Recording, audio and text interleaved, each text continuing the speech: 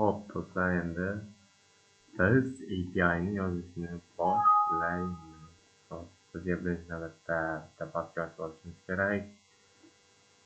Deploy nomidan va ichida API fayl yaratib olamiz. Python file. Undan so'ng biz virtual environmentimizga paketlar o'rnatishimiz kerak. Men o'sha o'rnatganman. Agar siz o'rnatmagan bo'lsangiz, shunchaki papkani ochishingiz kerak va bu joyga cmd deb turib Linus'ni aktivlashtirib install class RESTful desam bo'ladi. Hozircha menda o'rnatilgan hammasi, shuning uchun boshqa o'rnatmayman. Agar sizga requirements kerak bo'lsa, mani GitHub akkauntimga kirsangiz hammasi bor. Kodlar bilan ham bor, ammo requirements kerak bo'lsa GitHubga kirsangiz bo'ladi. Linki video ostida. Xo'p, biz API faylni yaratdik. Endi bir boshdan kerakli narsalarni import qilishdan boshlaymiz. Birinchi navbatda from class import class, ya'ni oddiy class application converter. Bunday yaratamiz. Add then class name va oxirida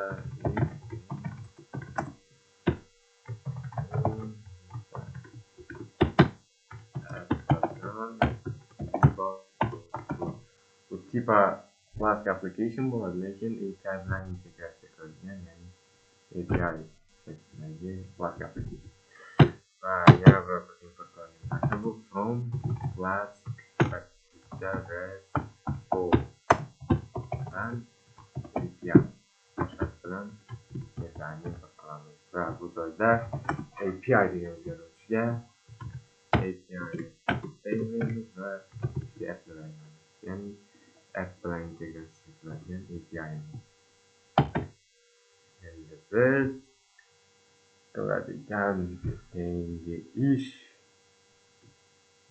biz RESTfuldan resursni chaqirishimiz, ya'ni resurs bizga nima kerak? Biz qachonki API misolida hozir run bo'ladi-ku, oddiy class application localhost va clean port bilan bo'ladi. Bular o'sha localhostda run bo'lganida, shundan keyin qanaqadir URLlar bilan so'ralganda shu URLlarga javob beradigan qismi aynan resurslarda. Qanaqadir /API/items bo'lsa, shu rootga keladigan requestlarni mana shu bitta yaratib qo'ygan resursimizga ulab qo'yamiz. Shu root bilan aloqa qilib requestlarga respons beramiz. Va buning uchun biz navbatda resurs yaratishimiz kerak. Buning uchun biz class yaratamiz.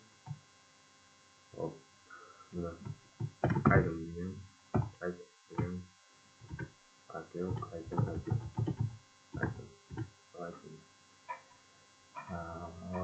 items qo'yamiz va ichiga resursni yozamiz, ya'ni resursdan yaratamiz. Va endi biz bu resurs qanaqa requestlar uchun javob berishni yozamiz, ya'ni post requestni, get requestni, qanaqa requestlar, HTTP requestlarga qanaqalarga javob berishini def orqali yozamiz. Def get va ichiga hech narsa bermaymiz. Hech narsa yo'q bo'lsa, значит bu, bu narsani aytib o'tishim kerak. Bu class RESTfulda API'dan qaytariladigan, ya'ni get yoki post requestlarni qaytaradigan narsa JSON bo'lishi kerak.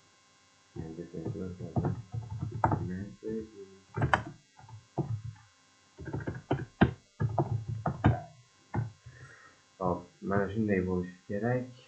va albatta JSON formatida mana shunday uzoqcha kod beradi.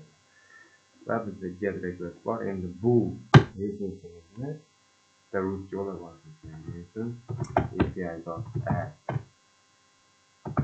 resource element slash API slash item. Root uchun item degan resource ishlatadi. Va bo'ldi bizning API'mizning o'zimizga qismi tayyor. Endi uni qanday qilib ochamiz desak, buni birinchi navbatda run qilishimiz kerak.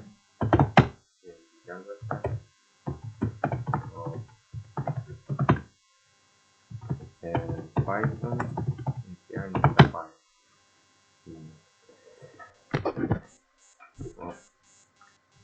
bizda error bo'lyapti. Ko'taramiz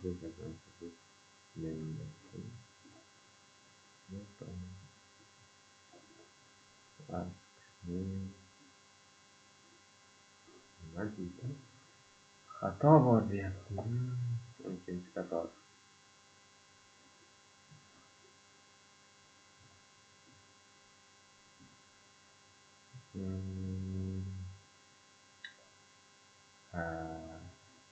Nima? Gradient slash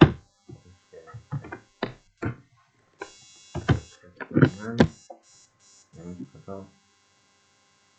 Tribut yok qator. Burada imkan çektim. Buradan nasıl oldu da?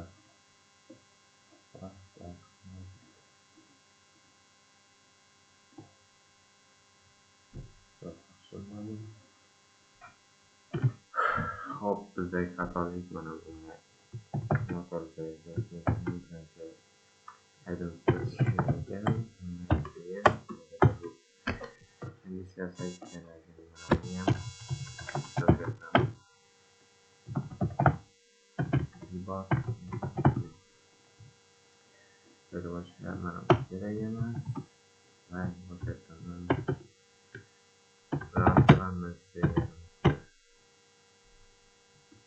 mana ishadi.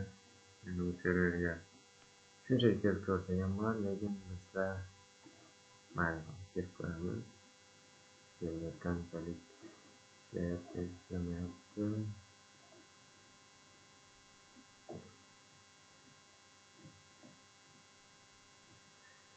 Hop, mana bizga lockout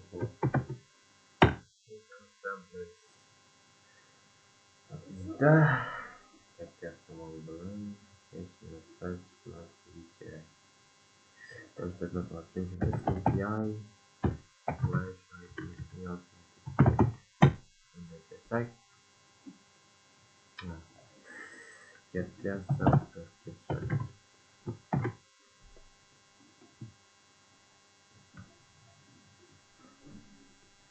Run qilamiz.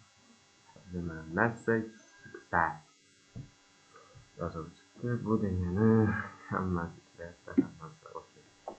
Mana servisda ham 200 okey. Okay, aytibki get request va 200 okey, ya'ni response qaytarildi. Hop, biz endi bu API'mizni biroz har qanday metodlarga javob beradigan va aynan biror bir narsani qaytaradigan emas. Ya'ni biror bir joyda list yaratib turib yoki qandaydir dikt yaratib turib uni qaytaradigan bo'lsak ham bo'ladi. Va joyda hech narsa, joyda hech nima yo'q. Hop, biz endi turib ichiga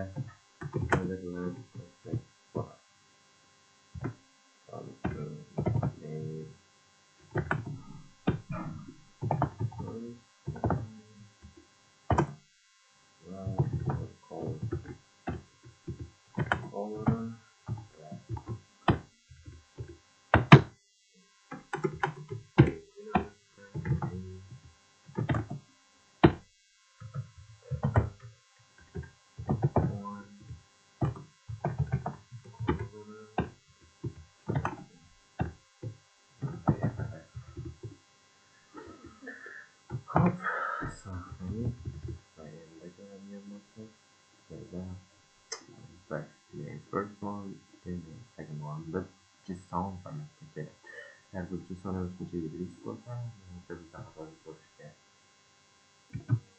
Agar biz buni yuridik keltiradigan bo'lsak, bunday kodga xatolik berishi kerak. Menimcha albatta taksi beradilar. Chunki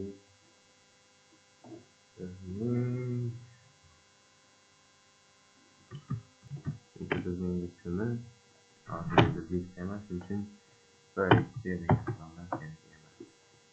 Va endi restoran qilgan bo'lsak, bizda hammasi ishlayapti. List o'zgarsa ham bo'lar ekan. Afsuski, ammo ba'zi odamlar albatta son farmoyishdan yordamni qaytarish noto'g'ri bo'lib qoladi. Judagina narsalarni bilishim hozir bular o'rniga shunchaki tekst yozgan.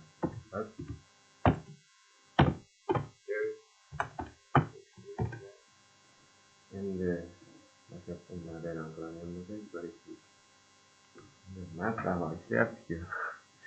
Hop, mayli ishlar ekan, biz hozir qaytamiz. Mana shu joygacha. Hop, bizda endi nima? Aytilgan requestlar bor. Endi biz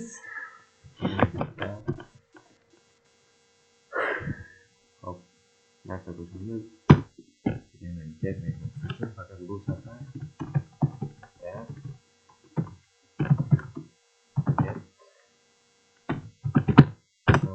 keyin idea bo'ladi. U qaytarish kerak.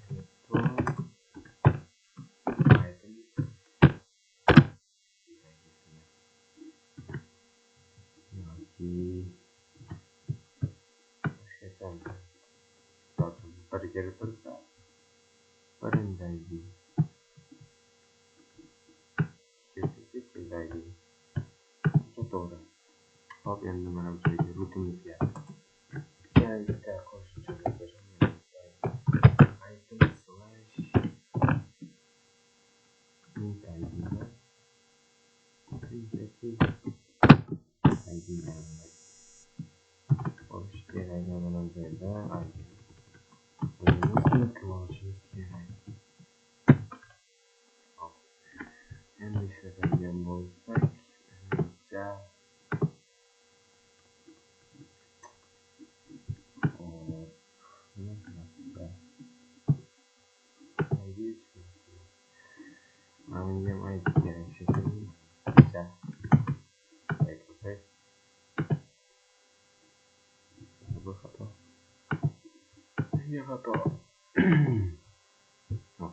ID.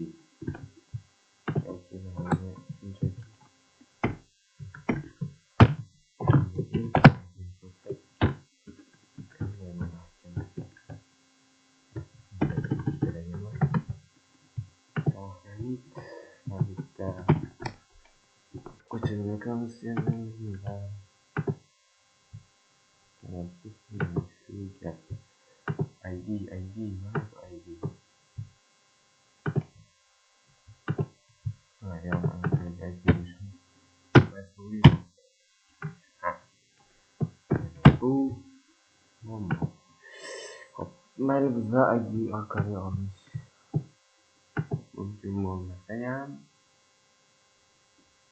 hamma itemlarni olish imkoni bor.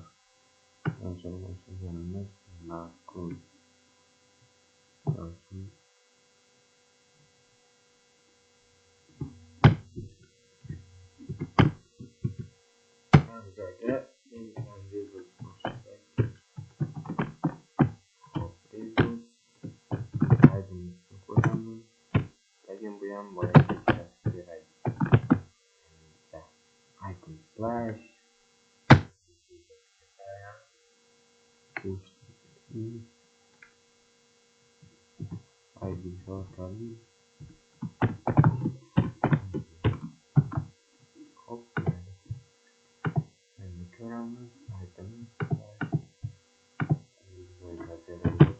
chunki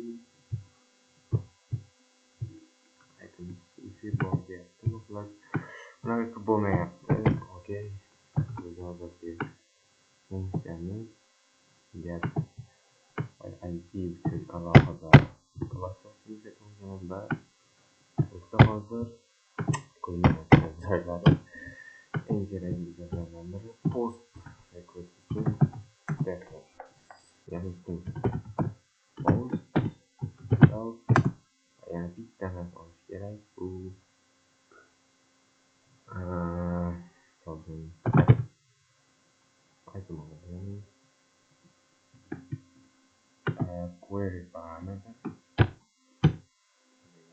Yo, item oladimi? Yo'q. Hech narsa olmaslik kerak. Chunki post request aynan requestdan iboratlanishi uchun bizga narsa yana bir kutubxonani solishimiz kerak. Bu bizga requestdan ma'lumotlarni olishga yordam beradi. Requestning ma'lumotlarini oladi. Buning uchun biz birinchi navbatda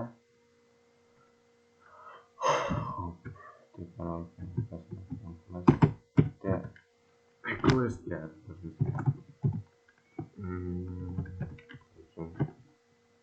Nima?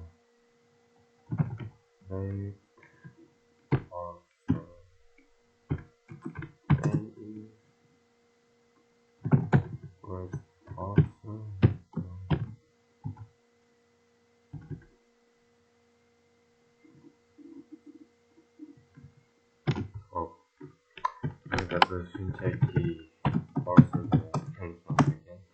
request parser bilan barhavo qilmaslik uchun va request parser nokta katta request va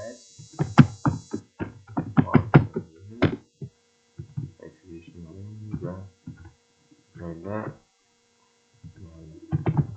post parser yaqinlaydigan post parserga argument ichida yozamiz. Nima bo'lishi kerak? Type string yo'q joyda misol uchun agar yo'q bo'lsa bu joyning uchun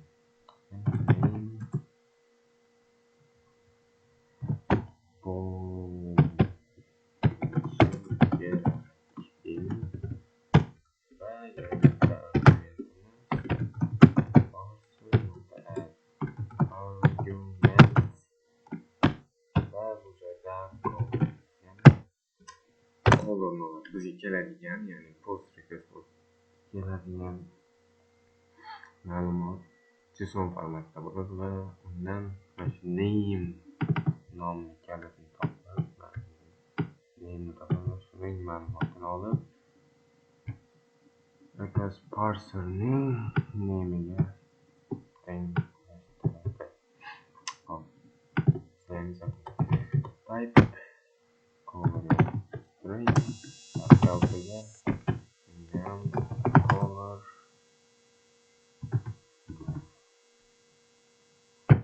ham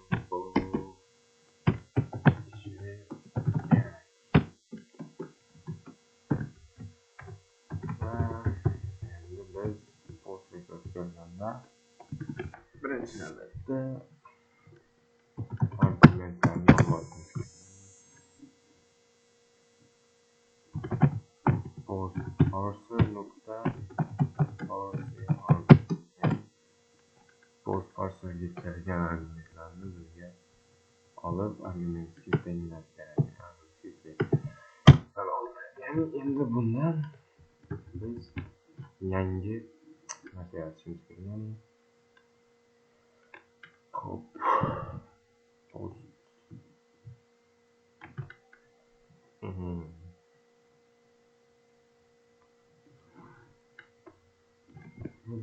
navbatda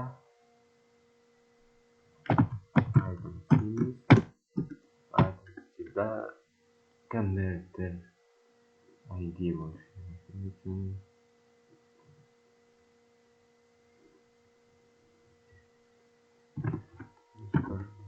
bildirib qo'yish agar items ichida qanaqadir id bilan saqlashganim uchun bir gap aytadigan bo'lsam o'zimizni qiynab yashashni albatta itemni idsi bilan olishimiz kerak.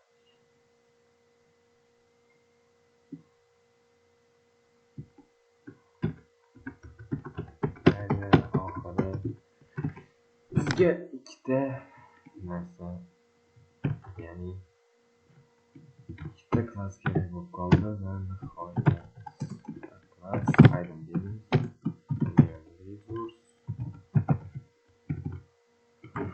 Bu item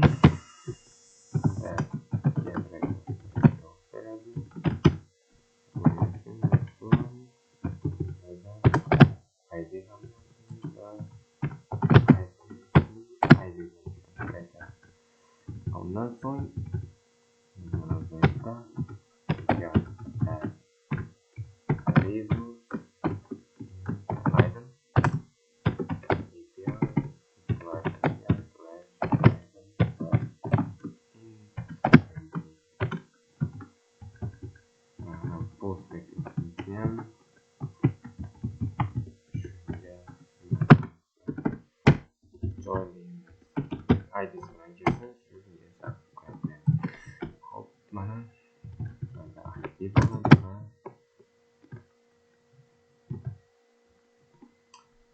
both parcel items ichidagi idga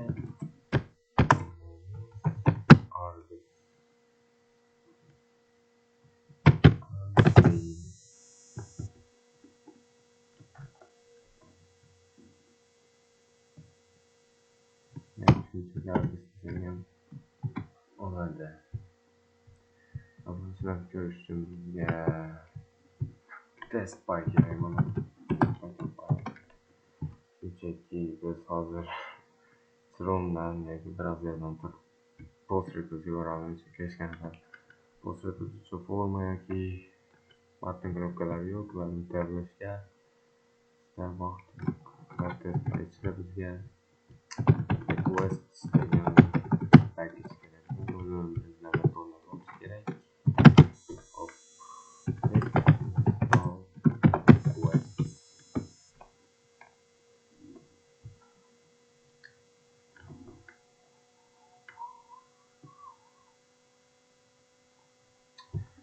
Bungacha biz mana shu paydan turib API'ni bilan bo'lgan localhostga to'g'ridan to'g'ri request yuboramiz.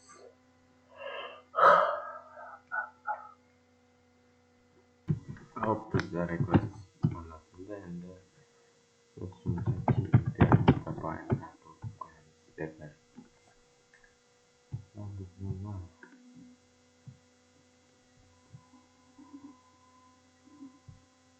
Request parcel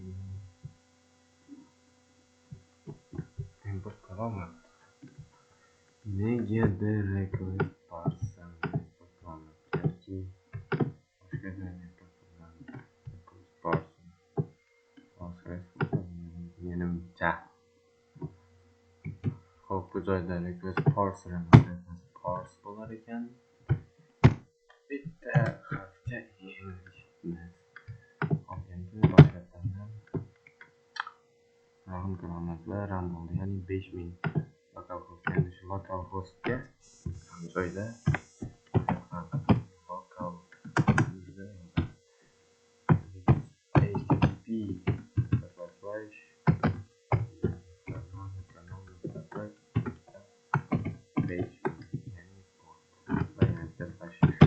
joyda biz misol uchun response get request local API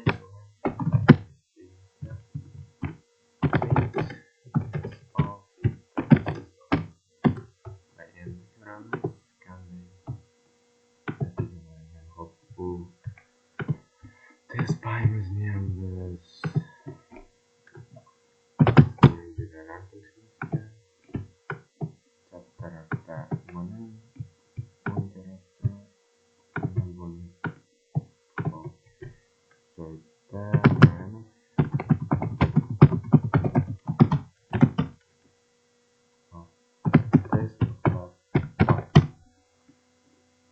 mana bizga ma'lumot qaytaradi.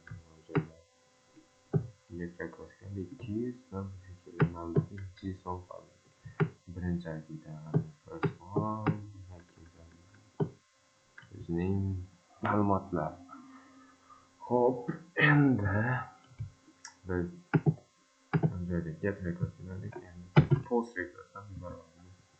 Bizning o'zimizning bizga, ya'ni serverimiz. Xo'p, endi data request bu requestdan bizga response kerak. Request post local get slash in host id. Bir ikkinchi id bor, uchinchi id va bizga data kerak. Data ma'lumot yozishimiz kerak. Data nimada? Boyagidek name bo'lishi kerak.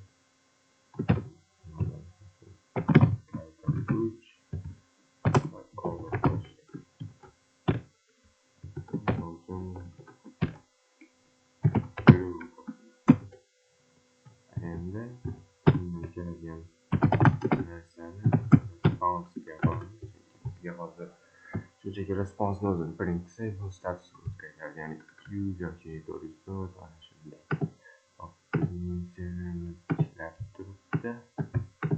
Bu bizning test faylni yana bizda 415 nima? 415 xatoligi. Hop.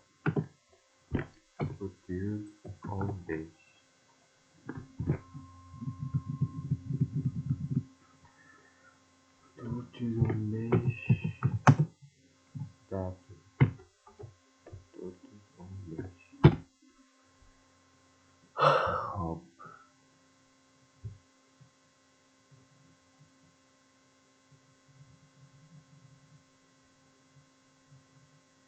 415 status unsupported media type. Hop, bizning media type'imiz unsupported, support qilinmas ekan. Hop. Shunda biz bu joyda data degan JSON qanday bo'larkan? Menimcha mana 200 bu joyda bitta Wi-Fi'ga mana shuda siz o'rgatgan fayl nomini albatta qanaqadir JSON nomi bilan berib ketishingiz kerak. Hatto uni yozmasangiz ham bo'ladi, lekin buni JSON deb qabul qilmaydi-da. Shunchaki defaultda bundan unsupported media type JSON serializable object emas deb xullas shunday bahonalar topadi. JSON degan va bizga endi response group status biz bu joyda uncha hech narsa qaytarmaydi. Bu yerdan status kod qaytarildi.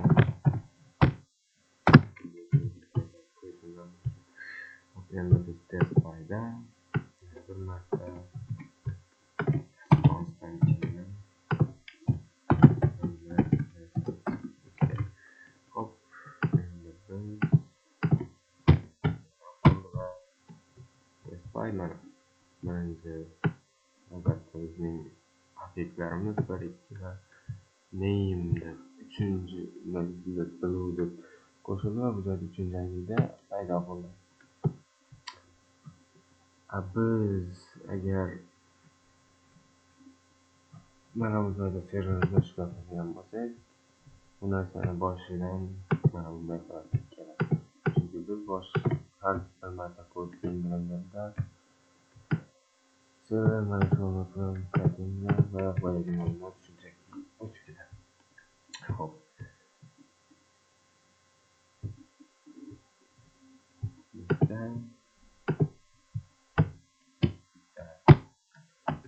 Bor, yangi ma'lumotlar bor. Ularni barcha mavzular uchun ID bo'lishingiz uchun post qilish mumkin va albatta boshqa metodlarni ko'rsak bo'ladi, ya'ni postdan tashqari put metodi, delete yoki patch metodi. Ulardan eng keraklilari to'rttalasi kerak: get, post, delete, patch ham kerak. Patch nimaga kerak bo'ladi? Misol uchun put requestda, bu o'zbekcha tarjima qilganda qo'yish ma'nosida, put ma'lumot qo'yish, post bo'lsa ma'lumot, yangi ma'lumot yaratish. Put bo'lsa databozga yangi ma'lumot, yaratilgan ma'lumotni yangilash uchun kerak bo'ladi. Patch bo'lsa shu ma'lumotni bittagina column, misol uchun name bo'lsa name'ini yangilash. Put bo'lsa name, color, data, hamma ma'lumotlarni yangilash uchun, umumiy yangilash. Bitta ma'lumot. Patch bo'lsa bitta ma'lumotning bitta kichik joyinigina yangilash uchun kerak bo'ladi. Ya'ni akkauntlarni, user akkauntlar profillarni yangilashda patchdan foydalaniladi. Putdan bo'lsa umumiy format putdan ham kerakli joylarda foydalaniladi. Xullas, biz hozir bu joyda put patch qilib o'tiribmiz. Shunchaki patch ishlarni putdan ham yashirsak bo'ladi.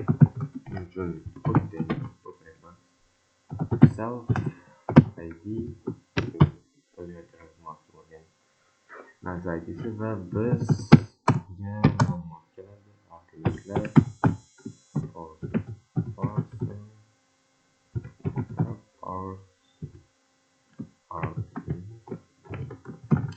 va endi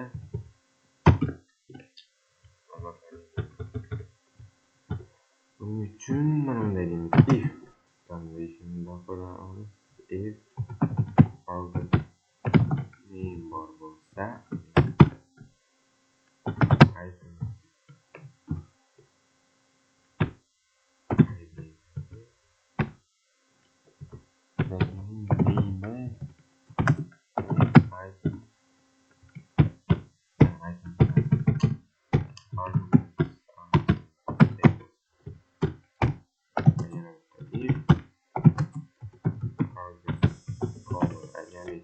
bitta ma'lumot bo'lmasa ham boshqasi bo'lsa, faqat ana shu bitta ma'lumot yangilash uchun degan.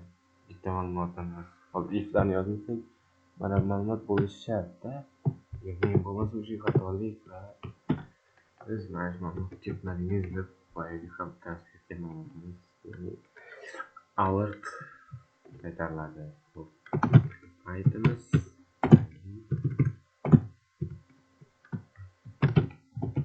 color Argus color Turun items ID. Open put records on desktop ko'ramiz. Specify yangi ma'lumot yaratganimizdan so'ng uni yangilaymiz. Ya'ni response request put local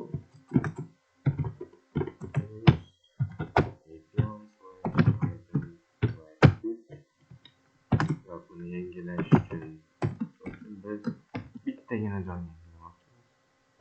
Ham bo'lsa faqat name'ning uchun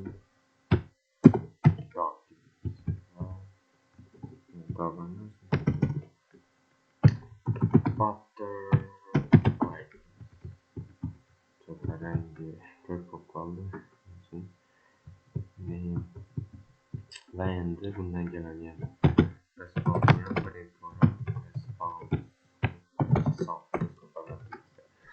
Hop, bundan so'ng endi bitta 200.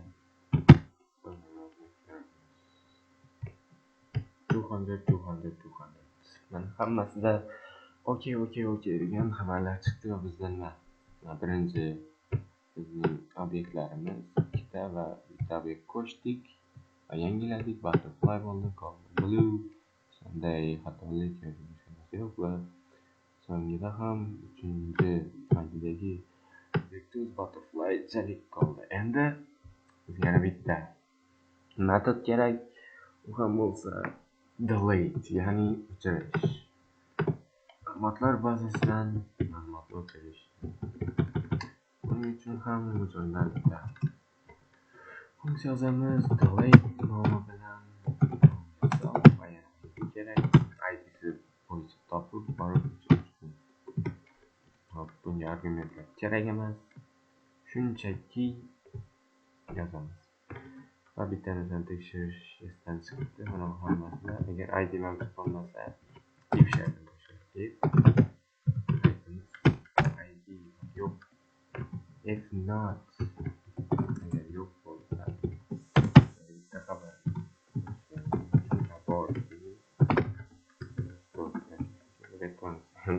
Unda 200-200 qaytib ko'rish kerak edi. Shuning uchun biz 200 agar unaqa bo'lmasa, del item del funksiyasi bilan items dictionary ichidagi ID tagini ochamiz. Hop, endi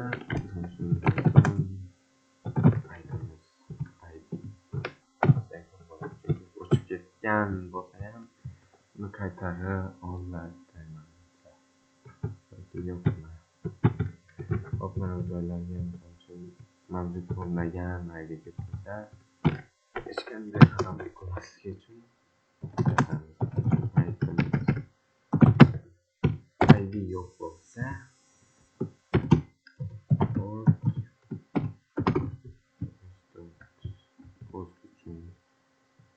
ID bunda bor bo'lib qolsa,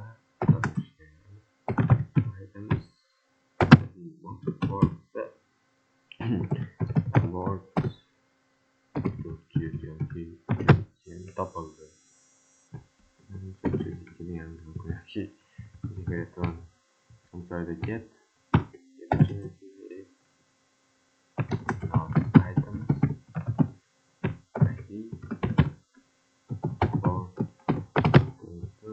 deb pada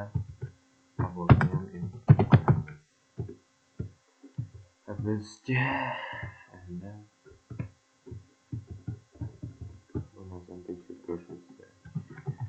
Hop, misol uchun biz itemsdan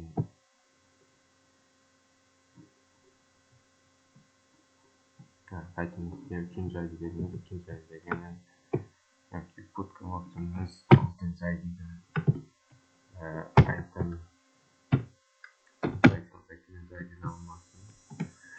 hop, endi qanday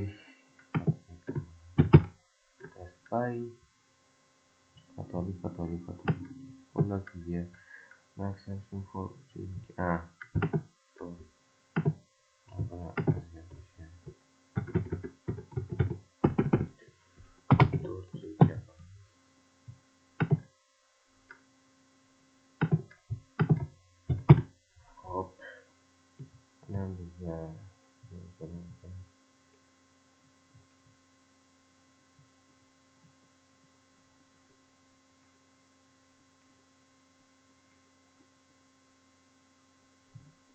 hop,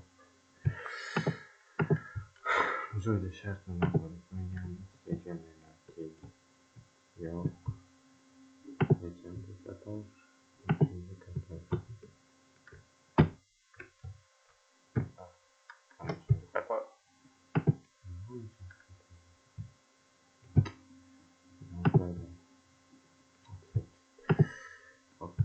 items ID emas, ID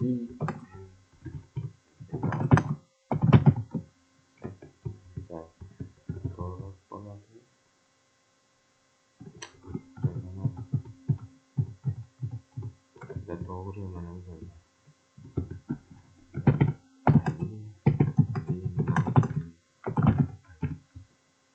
mana bu joydan ID not in to'g'riroq bo'ladi.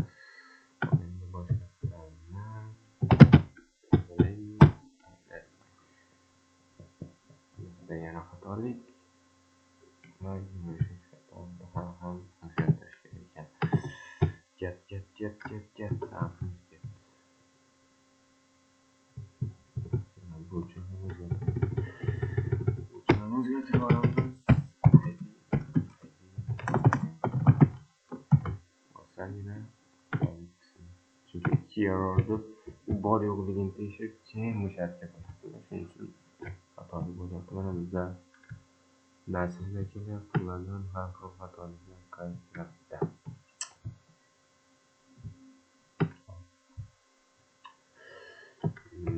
Message browser proxy shunday.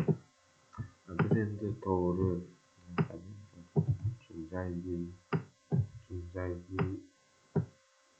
Tunjaydi va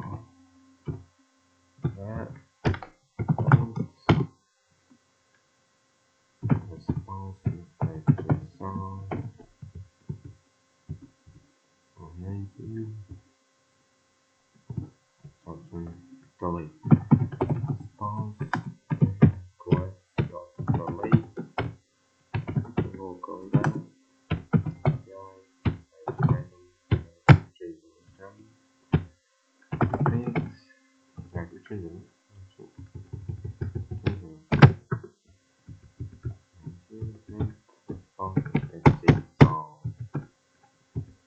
okay. Ondan sonra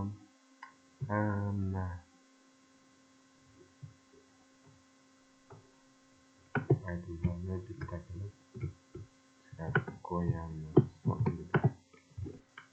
Hop. Indiralım olsak. Hafıza hatalık items ID 3 request üçün hatalık oldu. Atmayın. Bunu yanlış yapmışız yatoruyum. Yanlış şuna kadar biraz bu harita hatalık olmak için. Hop. Hatalık. Hatalık.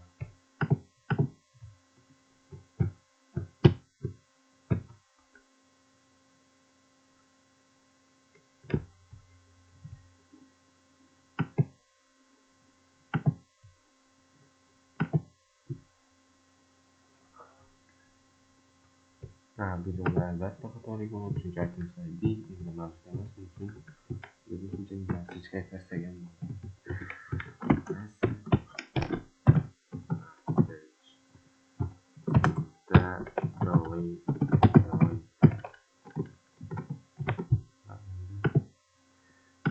ko'ngildagidek ishlash kerak. Mana bu joyda obyektlarimiz 1 2 3 qo'shdik, uni butterfly o'zgartirdik va uni yana get qilib oldik. Delete qildik, message deleted va oxirida kelsak ikkinchi ID'dagi obyekt yo'qoldi.